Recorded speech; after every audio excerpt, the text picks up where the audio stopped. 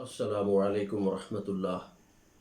ان الحمد للہ نحمده ونستعینه ونستغفره والصلاة والسلام علی اشرف الانبیاء والرسل وبعد۔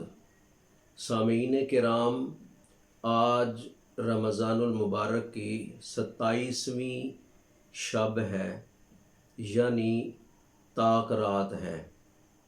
27ویں شب کے بارے میں بھی دلائل ہیں لیلۃ القدر کے، اور طاق راتوں کو بھی ذکر کیا گیا ہے، یعنی رمضان المبارک کے آخری عشرہ کی طاق راتوں میں لیلۃ القدر، شب قدر کی موجودگی کا اظہار کیا گیا ہے۔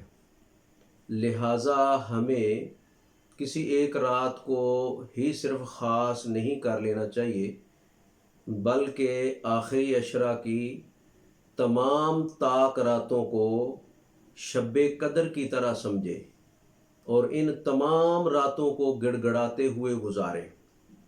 ان راتوں میں ایک رات شب قدر ہے، اور شب قدر ایک عظیم رات ہے اور خاص رات ہے۔ اس رات جیسی کوئی رات نہیں ہے۔ اس رات کے اندر جو اللہ تعالیٰ کی رحمت برستی ہے، جو قبولیت کے اوقات ہیں، کسی اور رات میں ایسا نہیں ہے، ایسے خاص نہیں ہے۔ لہٰذا ان طاق راتوں کو گڑ گڑاتے ہوئے گزاریں، ان کے اندر مکمل طور پر خشوع و خضوع کریں، تذلل و عاجزی کا اور تضرع کا اہتمام کریں۔ ان کے اندر عبادات کیا ہونی چاہیے؟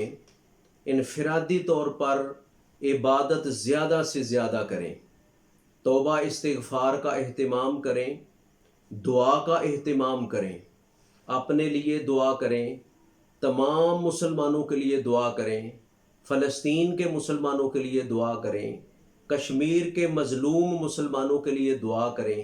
اللہ تعالیٰ انہیں آزادی جیسی نعمت سے مالا مال فرمائے، اور دنیا کے تمام پریشان مسلمانوں کے لیے جن کو کفار نے تنگ کیا ہوا ہے، یا کسی اور مسئلے میں وہ درپیش ہیں، یا جو ہمارے مسلمان بھائی بیمار ہیں، یا جو ہمارے مسلمان بھائی بہنیں پریشان ہیں، ان سب کے لیے خصوصی دعا کا اہتمام کریں۔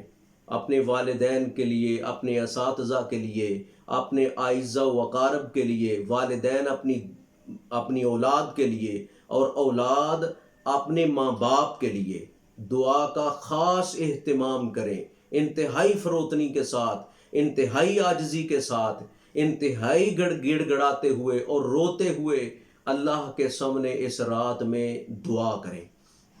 قرآن پاک کی تلاوت کا خاص اہتمام کریں، کیونکہ قرآن پاک رمضان المبارک میں نازل ہوا، قرآن پاک شب قدر میں نازل کیا گیا، تو شب قدر میں قرآن پاک کا پڑھنا، قرآن پاک کی تلاوت کرنا، اس کا ایک خاص مقام ہے اس رات کے تعلق سے، کیونکہ رمضان المبارک کی اس رات میں قرآن مجید کا نزول ہوا تھا۔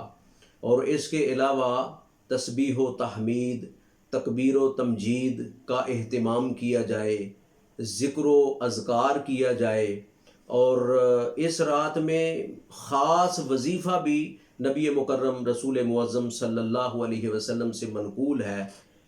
حضرت عائشہ رضی اللہ عنہا فرماتی ہیں، میں نے نبی مکرم رسول معظم صلی اللہ علیہ وسلم سے پوچھا، یا رسول اللہ صلی اللہ علیہ وسلم، اگر میں شب قدر کو پا لوں تو میں کیا دعا پڑھوں؟ نبی علیہ السلام نے ارشاد فرمایا، اگر تم شب قدر کو پا لو تو یہ دعا پڑھو، اللہم انک عفو تحب العفو فاعف عنی۔ اے اللہ، بے شک تو معاف کرنے والا ہے اور معاف کرنے کو پسند کرتا ہے، تو مجھے بھی معاف فرما۔ یہ انتہائی گڑ گڑانے والی دعا ہے، انتہائی عاجزی کو ظاہر کرتی ہے یہ دعا، اس کا وظیفہ بھی خاص طور پر کیا جائے۔ اللہ تعالیٰ سے دعا ہے وہ ہمیں اس رات کو پانے کی اور اس رات میں خاص عبادت کرنے کی، اور اس کے شرف و فضل سے اللہ تبارک و تعالی ہمیں مستفید فرمائے۔ وآخر دعوانا ان الحمد للہ رب العالمین۔